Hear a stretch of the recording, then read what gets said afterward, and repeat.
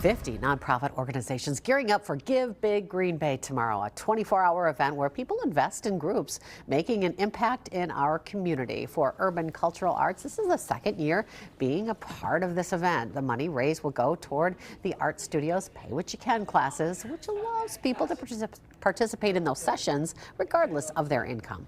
They also add how the money will help groups be able to serve their own communities better. Cost is a major barrier for a lot of families here. So being able to offer those kind of classes, it keeps families from having to choosing from a creative day out with the family and buying groceries.